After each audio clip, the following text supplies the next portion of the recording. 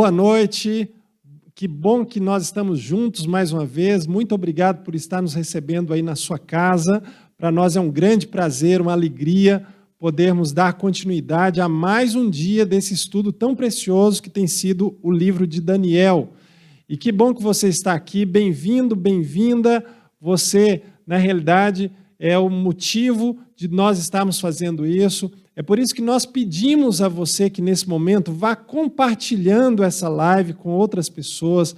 Compartilhe aí, tanto no Facebook, se você clicar lá, compartilhar, você pode compartilhar com outros amigos aí. Compartilhe também através do WhatsApp, das redes sociais, do YouTube. Vá compartilhando, porque nós nunca sabemos onde esse estudo vai cair, em que tipo de terreno esse estudo vai cair. E pode ser que um compartilhamento que você faz, a pessoa vai assistir, vai se interessar, vai aprender da palavra de Deus. Você é muito bem-vindo aqui. Mais uma vez, eu quero dizer e quero agradecer a todos aqueles que têm nos acompanhado, que têm mandado os seus pedidos de oração, tanto no Facebook quanto no Twitter. Nós louvamos a Deus pela sua vida e queremos te pedir que você vá escrevendo. Escreva aí de onde você está falando, de onde você está assistindo. Vai escrevendo aí, porque é muito importante para nós você estar aí. Deixa o seu like também nesse vídeo aqui, porque vai ser muito importante para todos nós.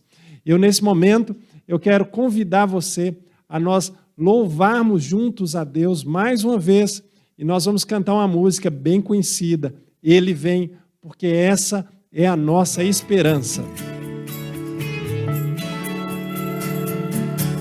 Eu espero esse dia chegar, todo povo reconhecerá.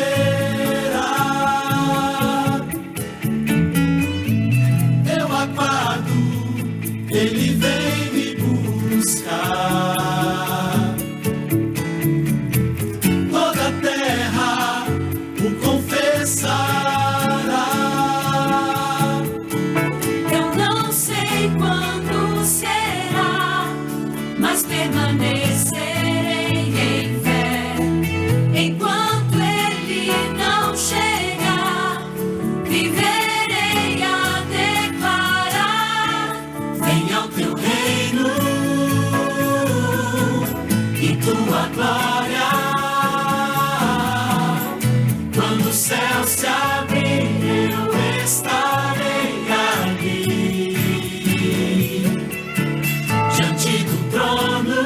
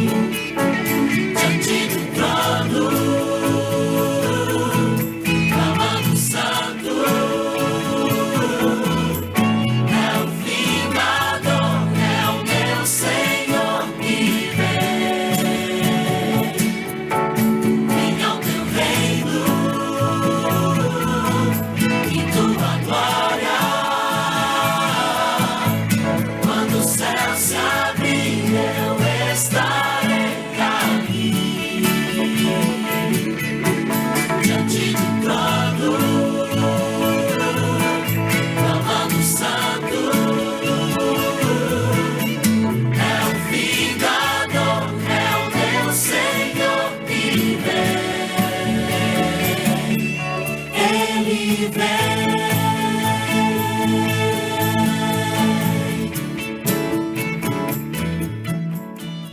Que bom é podermos cantar, é podermos louvar a Deus. Que bom é podermos estar aqui. Eu vejo que algumas pessoas têm escrito aqui alguns pedidos de oração e nós queremos orar por você nesse momento. Eu sei que você deve estar passando também, pode ser que alguém que esteja nos assistindo esteja enfrentando algum problema, uma luta muito difícil. Nós estamos vivendo num tempo complicado, muitas pessoas com depressão, muitas pessoas ansiosas, muitas pessoas vivendo dramas na sua vida, muitas pessoas desempregadas, mas eu quero te dizer que Deus é fiel e Deus pode todas as coisas, Deus pode resolver o problema que você está enfrentando. E eu quero orar por você, mas antes de orarmos, eu gostaria de mostrar para você um breve vídeo, porque mesmo com as igrejas não estando funcionando da forma convencional e com toda a sua capacidade, nós temos aí uma maneira que nós podemos adorar a Deus através dos dízimos e ofertas. Eu aproveito para agradecer a você que tem sido fiel a Deus em todas as coisas. Então, preste atenção agora nesse breve vídeo que você vai assistir logo na sequência. Eu quero orar pelo seu pedido de uma forma muito especial. Adorar também é se relacionar com Deus. E neste momento especial, a nossa casa pode ser a melhor igreja à disposição do Senhor. Se podemos cantar, orar e estudar a palavra de Deus, também podemos dedicar a nossa fidelidade a Ele através de nossos recursos. Por isso, para você que já é doador e está se perguntando como fazer isso remotamente, eu quero te lembrar do aplicativo 7Me. Este app é super intuitivo, descomplicado e amigável. Por isso você pode continuar apoiando a sua igreja com total segurança dos seus dados. Baixe o app na Play Store ou Google Play, clique em dizimar e ofertar, preencha com seus dados e o resto é bem simples. E então, é só continuar com seu projeto pessoal de fidelidade com Deus. Eu quero reforçar a nossa gratidão porque, mesmo no meio da pandemia, você tem sido fiel a Deus. Eu louvo a Deus e agradeço a Deus pela sua vida. Mas eu sei que pode ser que alguém que esteja nos assistindo esteja enfrentando alguma luta, algum problema, alguma dificuldade muito grande. E eu quero, nesse momento, orar por você e entregar a sua vida nas mãos de Deus. Quero convidar você, se você puder, é claro, feche os seus olhos comigo e vamos orar a Deus nesse instante. Querido Pai, muito obrigado porque o Senhor tem cuidado da gente, o Senhor tem guiado a nossa vida, o Senhor tem apresentado nesses dias essas lições tão preciosas que estamos assistindo aqui, mas nós queremos entregar a nossa vida como um todo em Tuas mãos. Tome aqueles que estão enfrentando lutas na sua família, tome aqueles que estão enfrentando problemas com depressão, ansiedade, tome aqueles que estão angustiados, que o Senhor possa estar resolvendo os problemas dos seus filhos e que nós possamos ter a certeza de que o Senhor está conosco. Agora nós vamos ouvir mais uma vez a Tua palavra, que o Senhor possa nos falar de uma forma muito especial. Nós Te agradecemos porque o Senhor tem nos mantido e nós louvamos o Teu nome e entregamos a nossa vida e o fazemos no nome poderoso do Senhor Jesus Cristo. Amém. Bom, nós agora vamos ter o momento tão esperado, que é o momento do estudo da Palavra de Deus. Que você também possa ser abençoado com o estudo que teremos essa noite. Que Deus te abençoe.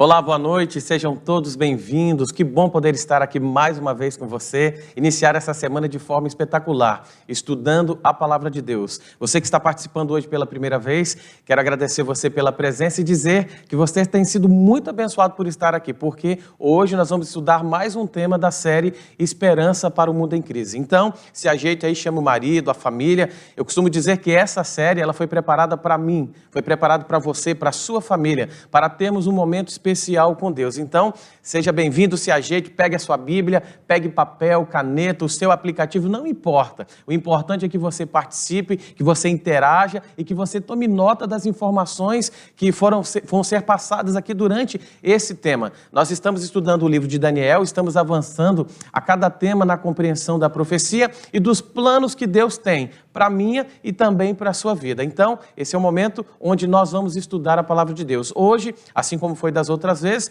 nós temos os nossos amigos que estão participando. Eu já quero apresentá-los mais uma vez para você conhecer, você que ainda não os conhece. Nós temos aqui o pastor Marcelo Cândido. Pastor, seja bem-vindo. Que bom poder ter o senhor aqui conosco. Opa, uma boa noite para todos. Pastor Leonardo, obrigado. É um prazer estar com você. Que Deus te abençoe no estudo da palavra de Deus, e um abraço para o distrito da Ponte Rasa, minha esposa Glau, filha Glau, e o Marcel, meu filho. Ok, pastor, obrigado. Um abraço também para o pessoal da Ponte Rasa, esse povo animado aí.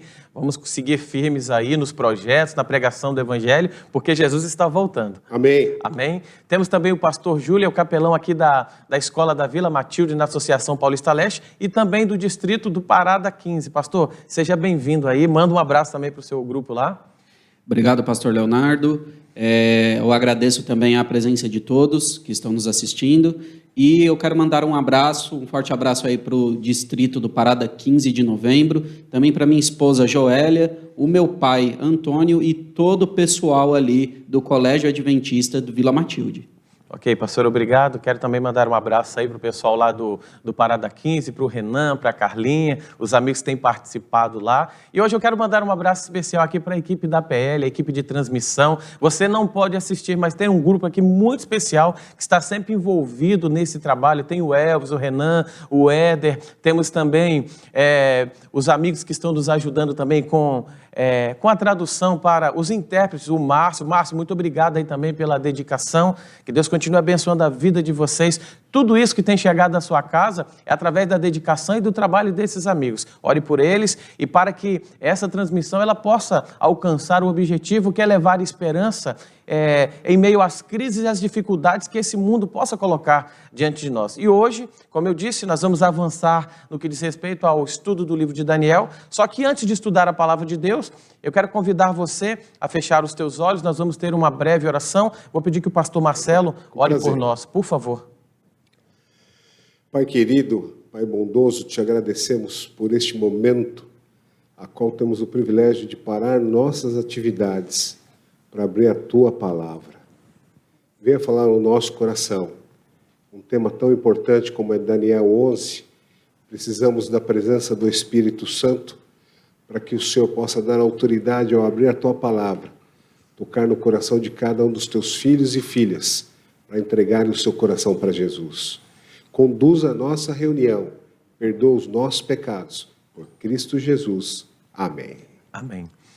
Como eu mencionei, nós estamos avançando no que diz respeito ao conhecimento das profecias, nos capítulos também do livro de Daniel, esse livro, esse código profético tão importante, só que algumas explicações precisam ser feitas. Por exemplo, Daniel 11 provavelmente seja a profecia mais longa e detalhada da Bíblia. Esse capítulo, ele fala de guerras, ele fala de perseguições que ocorreriam em meio a alianças e conflitos. Só para você ter uma ideia, políticas locais, governos mundiais e jogos de poder que envolvem normalmente as nações e grupos ideológicos, muitas vezes podem parecer esmagadores. Não foi diferente no passado, acontece hoje, e nós vamos ver que até o final da história desse mundo não será diferente, e tudo isso pode fazer com que muitos crentes se afastem da religião verdadeira ou adotem, pastores, métodos mundanos para promover a obra de Deus, o que é igualmente também perigoso. Muitos cristãos, eu quero ser sincero com você, eles têm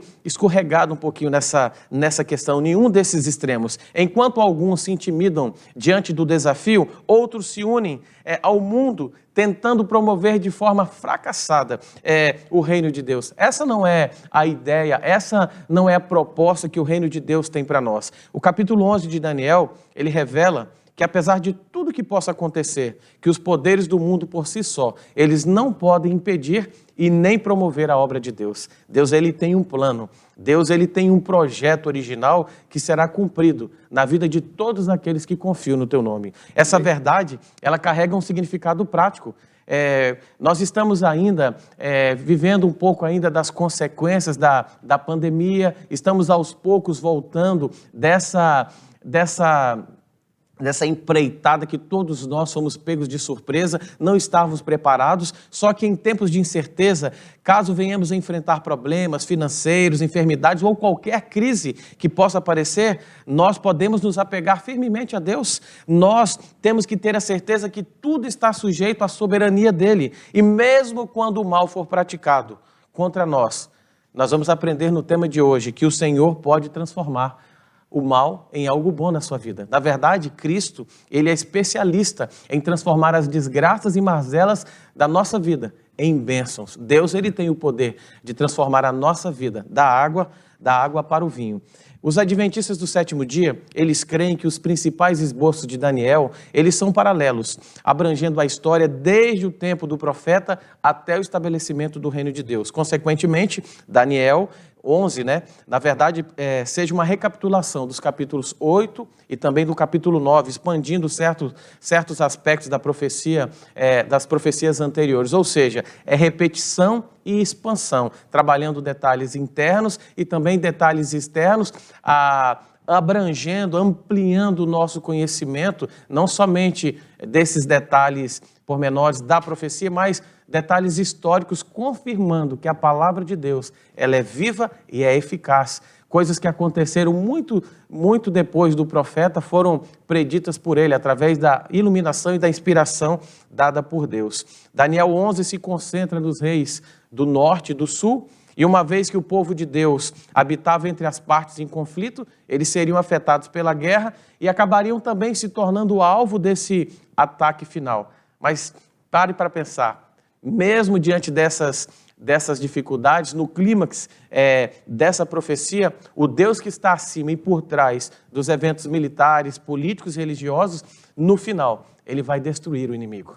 E aquela pedra que foi cortada sem o auxílio de mãos, ela virá e o reino de Deus será estabelecido. Eu gosto, esses dias eu li, até mencionei em outro momento aqui com os pastores, falando sobre aquele jogo de tabuleiro chamado War, em que os participantes, eles representam nações que estão em guerra. A verdade é que nesse jogo, ninguém sabe quem vencerá. Eles se adentram nesse jogo, talvez você tenha já brincado alguma vez com a sua família, e ali é um jogo de estratégia e sorte. Mas diferente desse jogo, o capítulo 11 de Daniel, ele não deixa espaço para sorte. Ele não deixa espaço para surpresas. Na descrição de eventos que ainda deveriam ocorrer, o profeta ele descreve inúmeros conflitos envolvendo Deus, o povo de Deus e os seus perseguidores. E de maneira precisa, nós vamos entender que Deus, ele revela o futuro das nações e o estabelecimento do seu reino eterno. E hoje nós vamos estudar o tema de número 15, o título é Reis em Guerra. Mas eu quero dizer para você que essa visão também, essa descrição, envolve mais uma vez o palco do grande conflito, onde eu e você estamos envolvidos. E cada passo que eu e você dermos exige de nós uma decisão. Então se prepare, nós vamos começar as nossas perguntas através dos pastores, da sua participação aqui. Nós vamos para a primeira pergunta para o pastor Júlio. Pastor, o senhor está animado, pastor? Super animado. Que bom, porque Graças aqui a Deus. nessa série aqui só pode participar quem está animado, quem quer conhecer a palavra de Deus. Amém. E hoje, Amém. iniciando essa semana, eu quero que você esteja animado, com o coração aberto, para aprender um pouquinho mais. Pastor, falando sobre esse tema, os reis em guerra, do capítulo 11 de Daniel, quantos reis ainda se levantariam na Pérsia, lá em Daniel capítulo 11, verso 2? Pastor Leonardo, conforme a palavra de Deus, se levantariam ainda praticamente 4 reis, né? Sabemos que a igreja adventista utiliza o método historicista de interpretação, e é o método mais eficaz, porque comprova a ação de Deus conforme a história da humanidade. E aí, vamos para a palavra de Deus. Ok. O texto se encontra lá em Daniel capítulo 11, verso 2, onde diz assim, ó: Agora eu te declararei a verdade, eis que ainda 3 reis se levantarão na Pérsia, E o quarto será acumulado de grandes riquezas, mais do que todos, e tornado forte por suas riquezas, empregará tudo contra o reino da Grécia. Olha só. Então, esses 4 reis que se levantariam seriam, Cambises, Galmata, Dario I, e o último seria Xerxes, que é conhecido ali como Assuero, o marido da rainha Esther, pastor. Ok, e o que você vai perceber, nós temos trabalhado durante os temas proféticos de Daniel, é que Deus é quem tem o poder para estabelecer e remover reis.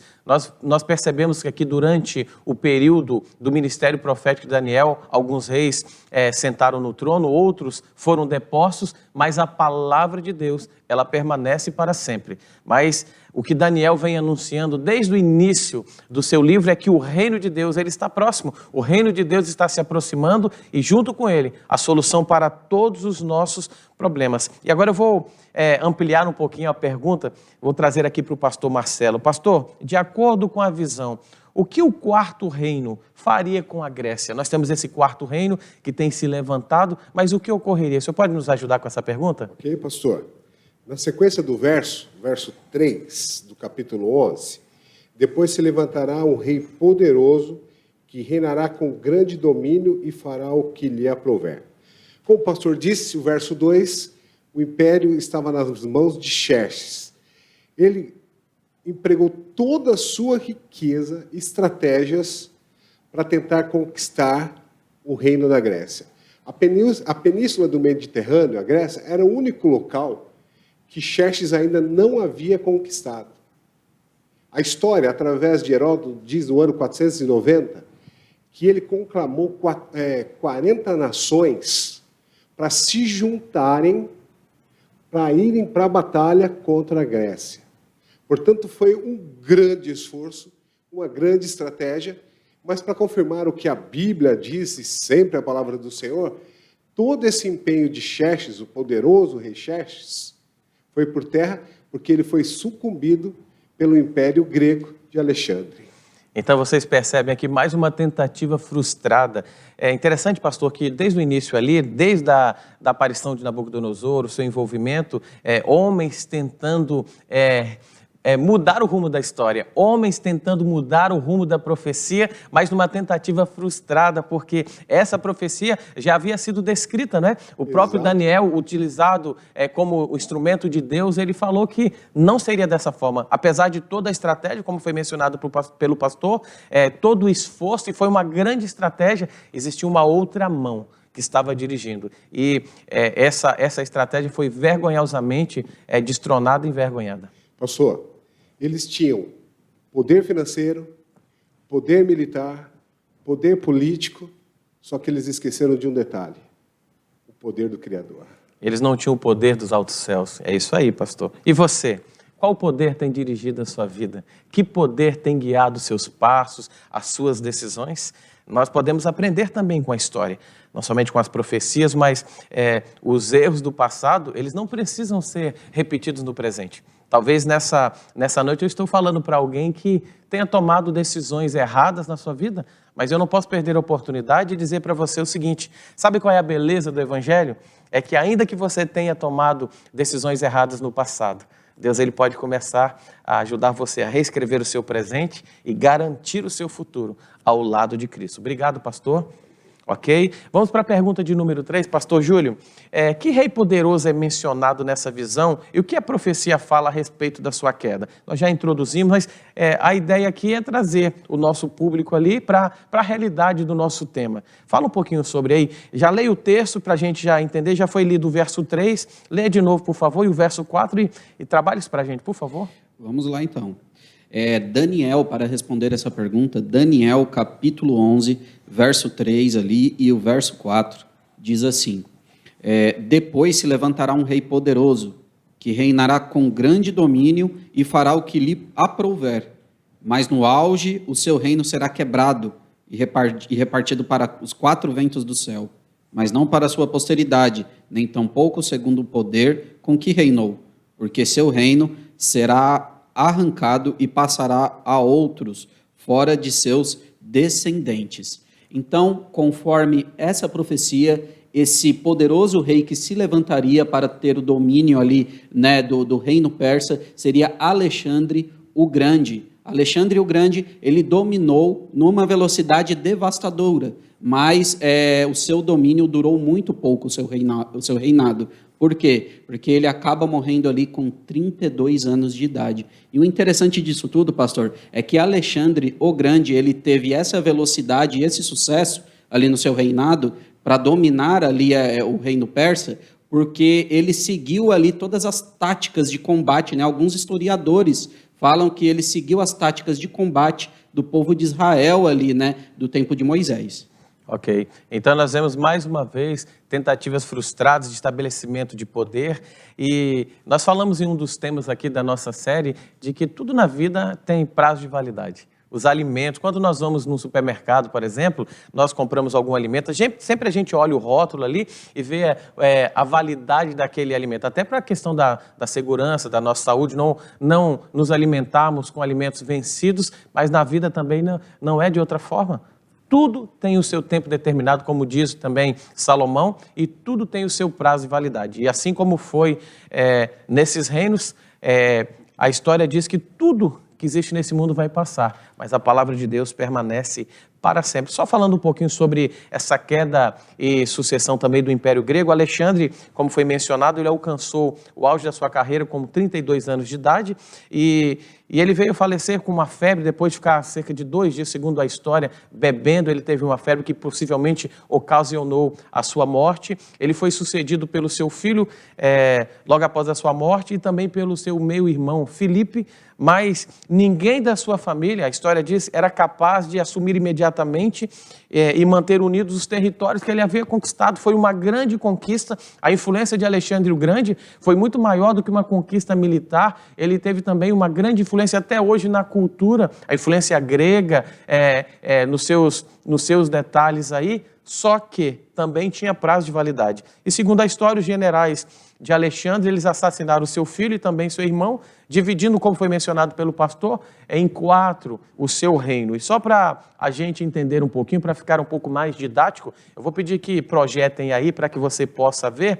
Foi assim a divisão dos generais de Alexandre e o reino, né? Cassandro, por exemplo, ele ficou com a parte oeste do reino, Lisímaco com a parte norte, Seleuco com o leste e Ptolomeu ficou com a parte sul. E nas próximas perguntas nós vamos ver que pelo menos 2 desses, né, pastores, eles vão se destacar aqui e vão assumir uma predominância. E por que é isso importante? Vocês vão ver porque isso vai envolver também a vida e o desfecho da história do povo de Deus, falando isso sobre a questão do plano da redenção. Nós vamos para a pergunta de número 4. Pastor Marcelo, conforme a visão, que generais ou reis, como eu mencionei, recebem destaque entre os demais de Alexandre o Grande? Ok, na sequência, te convido a continuar lendo a palavra no verso 5 do capítulo 11.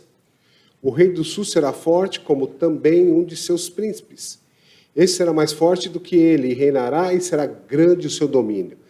Como o pastor disse, Alexandre, ao falecer, o reino foi dividido em 4, e nessas batalhas, dos 4 viraram 2. O que a Bíblia diz, reino do sul, comandado por Ptolomeu, e o reino do norte por Seleuco. E nessa divisão, o rei do sul tinha baseado da Palestina os reinos da Pérsia, o império ou o território grego e romano. E o do norte tinha as montanhas da Armênia e do Caucásio. Ok, mas aí você pode se perguntar, pastor, ok, qual que é o interesse em saber essas informações? É interessante que a profecia ela dedica esse tempo especial para falar sobre essas 2 divisões. Eu já mencionei, mas eu vou reforçar, pela simples razão de que um e depois o outro reino, eles controlaram também o território de Israel. O que está em jogo aqui é muito mais do que a história das nações, é o cumprimento da profecia, é o cumprimento da palavra profética que foi mencionada, foi dirigida por Deus à humanidade. E do ponto de vista da história da redenção, os acontecimentos públicos, eles adquirem um significado no momento em que tem relação com o povo de Deus. Então, esses reinos, eles de alguma forma, eles influenciaram e controlaram o povo de Deus. E Deus vai agir nos eventos militares, políticos, históricos, para preservar a sua palavra. Pode falar, pastor. É importante também nós citarmos que o rei do sul é o Egito, Ok. e o rei do norte, a Síria, para termos Ok. a conclusão da profecia. Sim, e a gente se situa melhor. Mas o que é importante também para eles saberem é que por que Daniel ele recebe esse destaque? É para entender que o povo de Deus estava envolvido, foi controlado, foi direcionado em algum momento por esses dois reinos, mas acima de todas as coisas, o reino eterno estava com os olhos voltados para a segurança desse povo e também da nossa vida. Vamos para a pergunta de número 5, pastor Júlio. O que fariam estes dois reinos para promoverem a paz entre si? Nós vimos que esses dois reinos se destacam, o reino do norte e o reino do sul, mas lá em Daniel capítulo 11, verso 6, fala algo sobre isso. Você pode nos ajudar, por favor? Posso sim, pastor. Peço que os irmãos aí e todos que estão nos assistindo abram aí a palavra de Deus em Daniel capítulo 11, verso 6, onde diz assim: mas ao cabo de anos eles se aliarão um com o outro. A filha do rei do sul casará com o rei do norte, para estabelecer a concórdia. Ela, porém, não conservará a força do seu braço, e ele não permanecerá, nem o seu braço, porque ela será entregue, e bem assim os que a trouxeram, e seu pai e o que a tomou por sua naqueles tempos. Essa profecia representa ali Ptolomeu II, rei do Egito, e Antíoco II, o rei da Síria. O que aconteceria aqui? Eles estabeleceram um casamento para que pudesse haver uma certa união ali entre as nações. Então, Ptolomeu II deu ali em casamento a sua filha Berenice para Antíoco II. Só que Antíoco II teve que separar da sua esposa Laodice para que houvesse esse casamento. Só que não durou muito tempo esse casamento.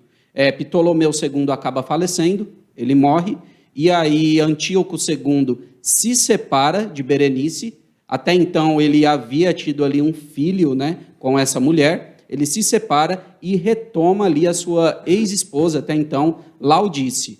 Laodice, né, acaba se vingando ali naquele momento, envenenando Berenice e o filho, né? E aí o filho dela, de Laodice, sobe ao trono ali naquele momento, pastor. Ok, então vocês verem que assim, quando nós voltamos lá para o capítulo 2 de Daniel, nós percebemos lá os metais representando a estátua e mais uma tentativa fracassada dessa união, né? Esses reinos tentaram se unir, como é mencionado até em alguns comentários, cimentar, estabelecendo paz, união, mas a verdade é que o desfecho da história mostra que Deus não permitiria mais essa união e o estabelecimento desses reinos, todos com prazo de validade, para que o reino de Deus fosse estabelecido. Pode falar, pastor. E o interessante disso tudo é que essa profecia, Deus ele havia dado ali para Daniel 300 anos antes de acontecer, pastor. Percebe a precisão? Como que Deus ele mostra? Eu percebo assim, como que talvez algumas pessoas podem ficar chocadas e quem sabe até felizes. Eu acredito que felizes porque eu conheço pessoas que não saem de casa sem consultar horóscopos. Tem pessoas que não saem de casa sem consultar as cartas, os tarôs, mas eu queria desafiar você a não sair mais de casa sem consultar a palavra de Deus, a não tomar mais uma decisão sem consultar a palavra de Deus. Sabe por quê? Você quer conhecer o futuro? Deus ele tem o futuro em suas mãos. Você quer viver bem no presente? Entregue a sua vida a Cristo. Só um detalhe importante para nós avançarmos aqui.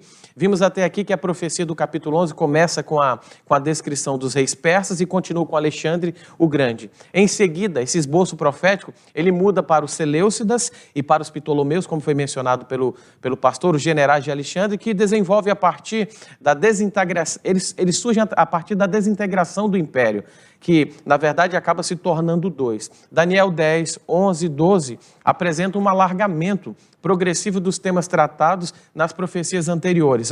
Não mais a partir de Babilônia, mas passa rapidamente pelo declínio do Império Persa, ascensão e queda também do Império Grego. Mas, em seguida, A profecia agora ela vai ter um foco diferente. Ó. Ela traz a sua atenção para Roma nas suas duas fases, Roma pagã e Roma papal, representados pelas pernas e os pés da estátua, do capítulo 2, e pelo animal também terrível e espantoso, do capítulo 7, conhecido também como chifre pequeno, dos capítulos 7 e 8. E agora nós vamos avançar um pouco mais falando sobre isso. E eu vou trazer essa pergunta para o pastor Marcelo, a pergunta de número 6. Pastor, como podemos ter a certeza na profecia de que os versos, por exemplo, o verso 21 em diante, se referem a Roma pagã e papal?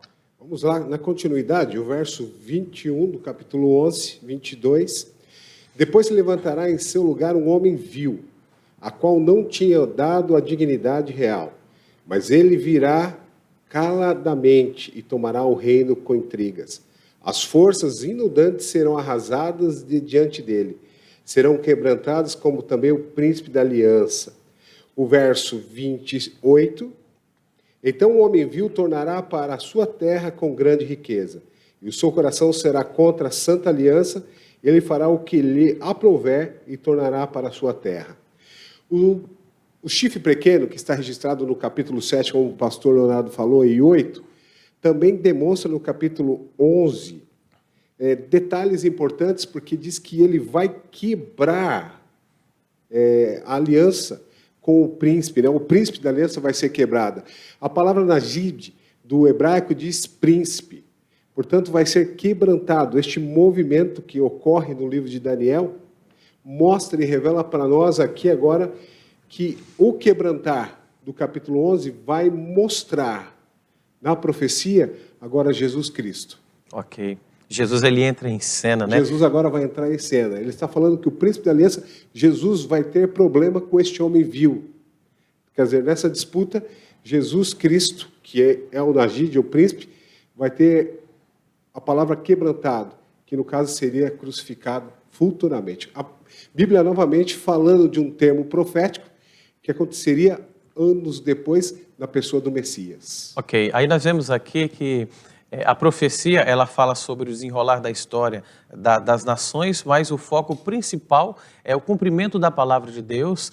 Nós temos estudado sobre a importância da reconstrução do templo, da restauração, para que o Messias pudesse vir. E tanto a morte de Cristo como a destruição de Jerusalém ocorreram durante o Império Romano. Nós vemos aqui as ações desse poder político-religioso que tentaria impedir o cumprimento da palavra de Deus. Mas nós sabemos que no final ele seria destruído. Assim podemos interpretar com segurança também que o homem vil, referido nos versos 21 em diante, se refere tanto a Roma pagã como a Roma papal. É esse poder que está desde lá de 476 lá, agindo de forma poderosa, tentando minar as forças, tentando quebrar a aliança, mas a Bíblia diz, eu volto a falar para você, que a palavra de Deus permanece para sempre e ela não voltará vazia. Pode falar, pastor. Pastor, por causa dessas alianças que o príncipe faria, lhe custou a vida.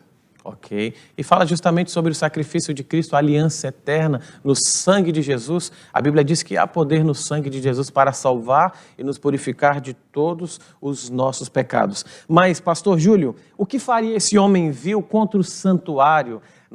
O tema principal da Bíblia, do livro de Daniel, é falar sobre a verdadeira e a falsa adoração. Nós sabemos que existe o falso, mas se existe o falso é porque existe o verdadeiro. E como que esse homem vil atacaria o santuário de Deus? Lá em Daniel 11, 31. Bom, lá em Daniel 11, verso 31, diz assim: dele sairão forças que profanarão o santuário, a fortaleza nossa, e tirarão sacrifício diário, estabelecendo a abominação desoladora. Ou seja, esse poder, esse homem vil, profanaria o santuário de Deus, retirando o tamide, que seria ali os sacrifícios diários, né? E também tinha o sacrifício anual. Esse anual era feito ali uma vez por ano pelo sumo sacerdote, e era justamente ali no dia da expiação, no santuário terrestre ali. E os sacrifícios diários, eles eram feitos pelos sacerdotes comuns ali, né? Todos os dias. E sempre representava, esses sacrifícios apontavam ali para a morte de Jesus, o perfeito sacrifício na cruz do Calvário, pastor. Ok, o que a gente precisa entender e ficar claro, nós estamos aqui, a gente se refere às pessoas, eu volto a falar, em todos os grupos religiosos existem pessoas sinceras, em todos os grupos religiosos existem pessoas que eu acredito que no momento certo o Espírito Santo vai tocar no seu coração e os seus olhos vão ser abertos e você vai ouvir a voz, o convite de Cristo, aquela sai dela, povo meu, mas você precisa entender que o chifre pequeno, ele estabeleceu um sistema sacerdotal paralelo ao de Cristo, com a confissão auricular e o sacrifício da missa em lugar da obra mediadora de Cristo como nosso sumo sacerdote nas cortes celestiais. Na verdade, é o inimigo usando seus instrumentos humanos para desviar o foco da pessoa de Cristo. Os sacrifícios diários, o sacrifício anual, eles representavam a obra mediadora de Cristo no santuário. E existe uma doutrina que foi pisada durante muitos anos por Satanás, que é a obra de Cristo no santuário celestial. O diabo ele tem tentado nos fazer esquecer aquilo que Deus pediu para eu e você nos lembrarmos. Existe um cordeiro que está lá, que fez o sacrifício eterno, e ele intercede por mim e por você.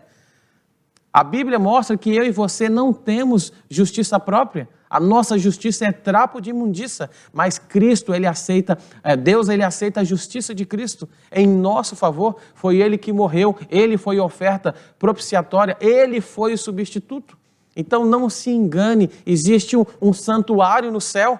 Foi mencionado várias vezes nos temas aqui, ele foi criado, o da terra, ele era uma sombra da grande realidade de tudo aquilo que Deus está fazendo. Nós estamos participando agora da primeira fase da obra investigativa de Cristo. Todas as histórias, as vidas estão sendo passadas, mas Deus ele quer salvar o seu povo. Jesus ele diz, eu não vim para julgar, mas para salvar aqueles que aceitam o meu sacrifício. Pastor Marcelo, mais uma perguntinha para o senhor, para a gente fechar esse tema aqui. O que mais esse poder faria contra os santos do Altíssimo? Verso 33.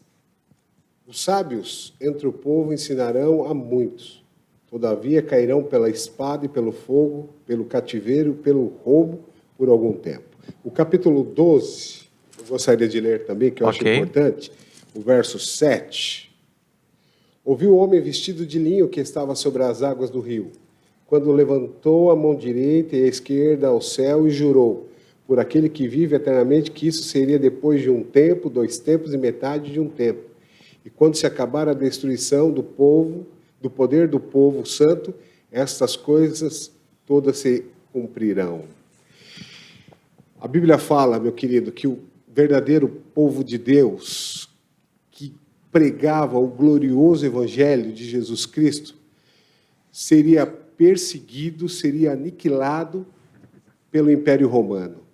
A igreja apostatada utilizaria tortura, utilizaria métodos cruéis para que todo aquele que não obedecesse às suas leis, às suas regras, fossem cumpridos por aqueles servos do Senhor. Portanto, pastor, o que faria contra os santos do Altíssimo, faria com os seus filhos também. Servir a verdade tinha um preço, e eu posso dizer para vocês hoje também que tem um preço. Com certeza. Interessante que a tática principal de Satanás no início era perseguir e matar os cristãos, aqueles que procuravam fazer a vontade de Deus, e é justamente esse 1 tempo, 2 tempos e metade de um tempo, nós já vimos, fazia parte daquela grande profecia, é o período de 1260 anos, quando a igreja foi perseguida, esteve no deserto. Só que Satanás, ele é astuto. Quando ele viu que o sangue dos mártires, dos cristãos, eles produziam muitos frutos, ele mudou a sua tática. Ele começou a introduzir heresias, falsos dogmas, ensinamentos, vãs filosofias para confundir as pessoas. E hoje ele atua de forma diferente. Se você passar pelas avenidas das cidades, os grandes centros, você vai ver que existem várias placas promovendo curas, milagres, todo mundo promovendo a solução para os seus problemas, mas eu quero dizer que a Bíblia não trabalha dessa forma. Deus, ele tem poder, ele fará milagres, ele está fazendo um milagre agora na sua vida. Olha aí, você e sua esposa sentado com a sua família, vocês estudando a Bíblia, permitindo que Deus fale diretamente a você na sua casa, mesmo diante dessa crise, essa pandemia, Deus trazendo segurança, conforto. E nós sabemos que cenas assombrosas estão ligadas aos últimos dias da história desse mundo. Satanás, ele vai operar milagres. As pessoas, pastores, estão tão desesperadas que elas não querem saber a origem dos milagres. Deus faz milagres, mas não é dessa forma. Satanás, ele fará com que as pessoas fiquem doentes, para depois ele retirar o seu poder satânico, e essas pessoas vão ficar confusas porque aparentemente receberão uma cura. Isso vai enganar, a Bíblia mostra, se possível, até mesmo os escolhidos, mas o livro do Apocalipse, ele diz que são espíritos de demônios, operadores de sinais, e você não pode acreditar nisso. Eu gosto muito de uma frase de Tomás de Aquino, um grande teólogo, que ele dizia o seguinte: eu não tenho que ver para crer, primeiro eu tenho que crer na palavra de Deus, para depois ver os milagres. Você está com problema, tem enfrentado lutas, confie em Deus, clame ao Deus dos céus, mas não saia batendo em qualquer porta, não se permita ser enganado. A nossa vida, ela precisa ser baseada no assim diz o Senhor. Deus, ele já tem algo já reservado para mim e para a sua vida. E talvez você possa se perguntar: mas pastor, qual será o fim desse poder perseguidor do povo de Deus? A Bíblia descreve que esse poder continuará sua guerra contra os santos até o fim. E então o seu domínio será retirado para sempre e será consumido quando Jesus se manifestar em sua segunda vinda. Lá no livro de Tessalonicenses, na 2 Tessalonicenses capítulo 2, verso 8, fala sobre isso. A Bíblia diz que Jesus, ele veio para desfazer as obras do diabo. Só que, meu amigo, o diabo, ele pode lançar as tentações, ele pode lançar os enganos, mas ele não vai pecar no seu lugar. Eu e você precisamos tomar parte no que diz respeito à vontade de Deus. É importante conhecer a história? Claro que é. É importante saber que durante a história reinos têm sido estabelecidos, confirmar a profecia através da história? Claro que é. Mas mais importante do que isso, sou eu e você tomarmos parte no que diz respeito ao plano de Deus para a nossa vida. E eu fico pensando o que mais você precisa ouvir, o que mais precisa ser falado para que você tome a sua decisão. Jesus, ele está te convocando, ele está te chamando. Eu vou pedir mais uma vez que os amigos nos ajudem aí. No livro Eventos Finais, na página 72, ele tem um texto, a autora, ela trabalha com muita propriedade, falando quanto ao nosso futuro. Eu vou pedir que o nosso amigo da transmissão projete ali. Olha que texto lindo. Eu acho que ele é bem apropriado para nós hoje, nesta noite, para nós iniciarmos a semana refletindo naquilo que Deus tem para a nossa vida. A autora disse assim, nada temos a temer quanto ao futuro, a menos que esqueçamos a maneira em que o Senhor nos tem guiado e seu ensino em nossa história passada.